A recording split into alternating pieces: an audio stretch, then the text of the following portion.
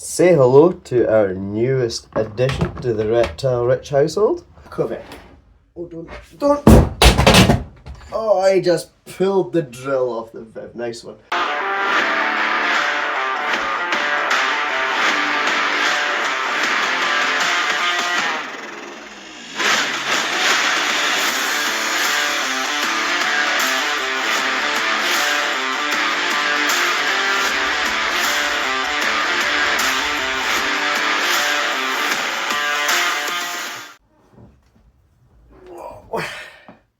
Whew. Hunter, you're a big boy. We're going to weigh him very soon on the channel. Keep an eye out for that episode. What's up, all you cool snakes and neonates? How's it going? I hope you are all keeping well. Whew. Hunter is a heavy boy. So in this episode, I went for a little road trip to pick up a little corn snake for a nephew of mine. I ended up visiting my friend Will and coming up the road with two snakes, one for my nephew and a new one for me. And one of the snakes I came back with was this adorable little corn snake. Now this snake isn't for me. Typical baby corn snake. He's going to be racy and dirty. Yep, there he goes. Of course, they're all like this when they're babies. How cute this little guy is. I thought you guys would like to see this tiny little baby. I always forget how small corn snakes start off. How cute is that? Look at his little face. Look at his little eyes. He's so tiny. But yeah, he's away to go to his new home in the next half hour to an hour probably. He's been here for a little while. He's settled down. But yeah, I nipped into one of Will's friends. My friend Will nipped into one of his friends, Julie's house, and picked up this little guy for my nephew. This is going to be his first snake. Now, I would actually recommend usually getting a grown-on snake for your first snake. This is actually probably too small. They can be racy, they can be defensive when they're babies, which means that they can lash out when you try and pick them up because they feel scared. Also, if you get a grown-on snake for your first snake, they're a bit more forgiving to any issues and any mistakes you might make with husbandry and stuff like that. Personally, this is a little bit too small a snake for a first snake, but I will be there to help and to guide him, hopefully, our nephew, with looking after this gorgeous little guy. Isn't he so cute? He's so adorable. And so tiny. And as well as that corn snake, I went to my friend Will's house and he had a present for me. Say hello to our newest addition to the Reptile Rich household. This here is a leaf. No, I'm only joking. Oh, can you tell what it is yet? Can you tell what it is yet? This is our new Boa Imperator. Oh, isn't she pretty? Now, of course, she's a tiny little baby, so she's going to be a little bit feisty. I've had a few holds of her since bringing her home. Are you going to be a feist? Look at that little thing. How pretty is that snake? The cool thing is, though, she's going to get even prettier because she isn't just a Boa Imperator. She is a morph. Doesn't look like a morph right now. And that is because she is an IMG. If I remember rightly, IMG stands for Increased Melanin Genome or Genes, I think. If I remember rightly. It's definitely increased melanin. So what that means is as she grows, she's going to get darker and darker. So she'll start off like this. And with every shed, she'll get slightly darker and slightly darker. The black will take over more until one day she's pure black with just the white striping usually is what's left. The white striping left. Isn't that pretty cool? So she's going to get darker and darker, aren't you, my sweetheart? Until eventually she's pure black, like I said, with just sort of a few bits of whites, like the white striping there on her tail. That will be sort of left. She might have a little bits of white here and there in the spots in her saddles. Are you going to take a pop at Dad's face? Another one. This is a picture of her mum. Just supplied by Will. This is how she's going to look. Notice the pitch blackness. So, name-wise, for this girl, I was thinking Midnight.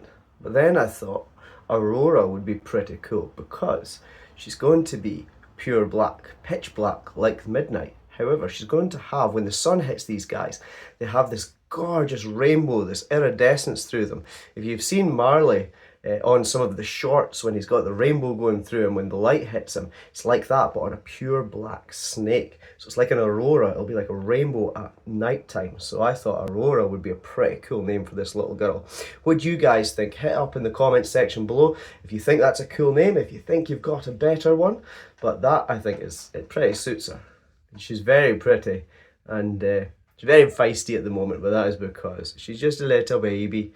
You're a little baby, and she thinks everything wants to eat her. But how cool is that snake? Of course, in typical reptile rich fashion, when she got here, she was in shed, so I didn't film her when we got here. We didn't film the journey and stuff like that because she was in shed, so I figured I would just do her while she was here. But we got a nice full shed off the little girl.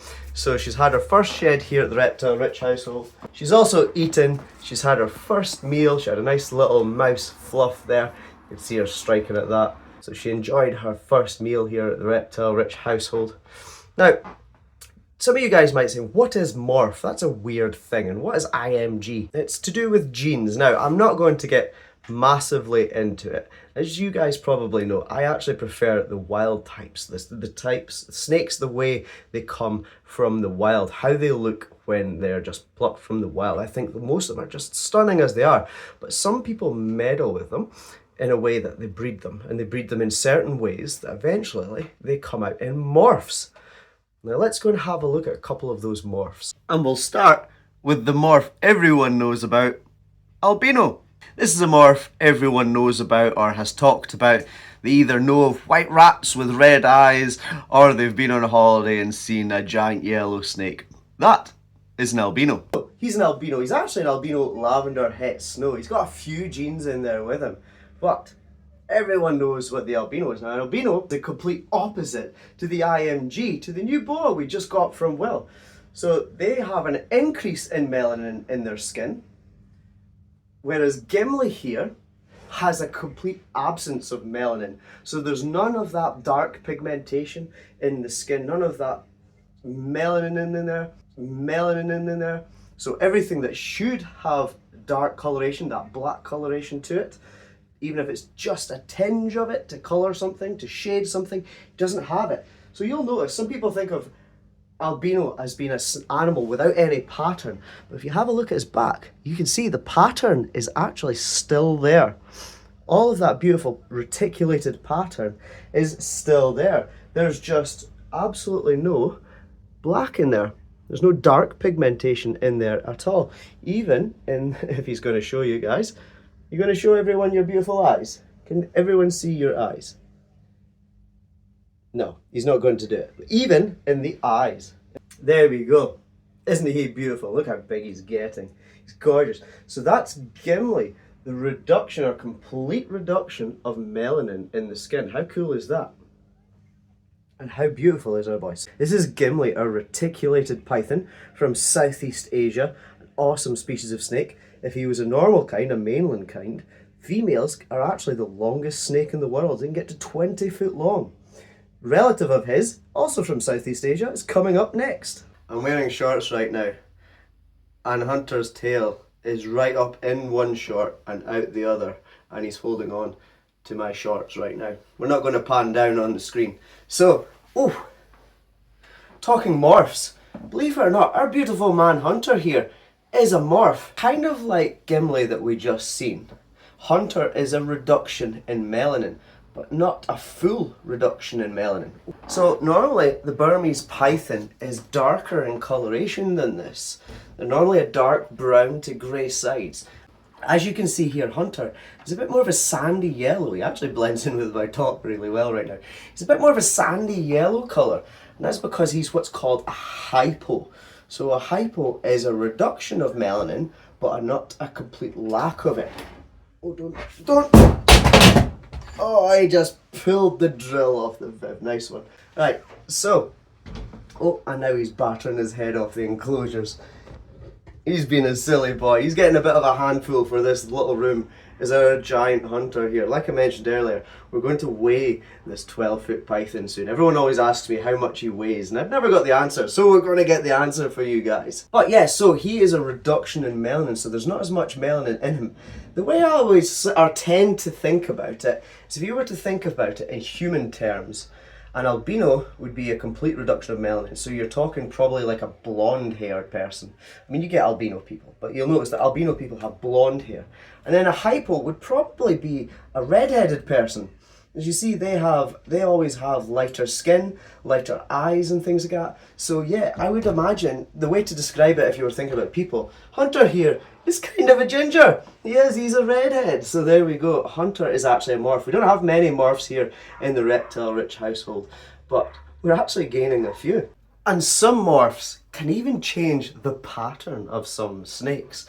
You can get morphs that completely annihilate any pattern and the snake's pure white or a pure different colour. You get some morphs like the pied gene that will be blotches of white, kind of a bit like a cow almost, where there'll be white blotches and then there'll be blotches of the original pattern of the animal. So all of these morphs are in the genes. They're already inside these animals. They just need to be crossed. So you'd need to have a parent that carries one gene and another parent that carries the same gene or another gene to create a baby with a different morph. It's all very complicated. I'm not going to get into it completely because even I don't fully understand it. Morphs and breeding are not my thing. I'm all about the conservation and inspiring you guys. But Bowser here, actually, you get these guys in a naturally occurring sort of difference. So you get the banded African fat-tailed gecko like Bowser here, where his stripes are banded, and then you can get a striped African fat-tailed gecko where the bands or stripes go up and down the body rather than sideways and things like that. There are likes of the lace monitors. You can get them in normal, which are like really small blotches, or you can get them in like a really cool black and white stripe in Australia, where they are found and can be found with another natural occurring different morph. It's pretty cool once you look into it, and very complicated, and can get quite pricey as well when you go for the rarer stuff and newer stuff. The prices of it can be into the thousands. It's ridiculous. It's crazy. So yeah, that is what a morph is. So why are there all these different coloured morphs in the genes of these animals? Why are some animals lighter and some darker? Well, particularly in reptiles, you'll tend to find the darker animals live in colder climates. So we all know that black, like dark colorations, attract the sun. So you'll find that reptiles that rely on heat to warm up will be darker to attract the sun. So you'll find that reptiles, that maybe snakes that live in the mountains, higher up in the mountains, it's cooler than the plains and the flats and the wide open areas, they'll be darker in coloration to attract more heat. Native to the UK, we have our own viper, our own venomous snake called the adder. Vipera berus, I think is the scientific name. They are, more and more of those are being found melanistic in the wild. They are being found with this black pigmentation, turning them pure black. And that is to try and keep themselves warm, to try and survive. They're trying to attract more heat to themselves in order to warm their bodies up. So that is why you will have some animals that are darker and some that are lighter when it comes to reptiles. As well as that corn snake, Julie also gifted us some quail eggs. Alita's never had quail eggs before, so I figured that would be an amazing treat for her.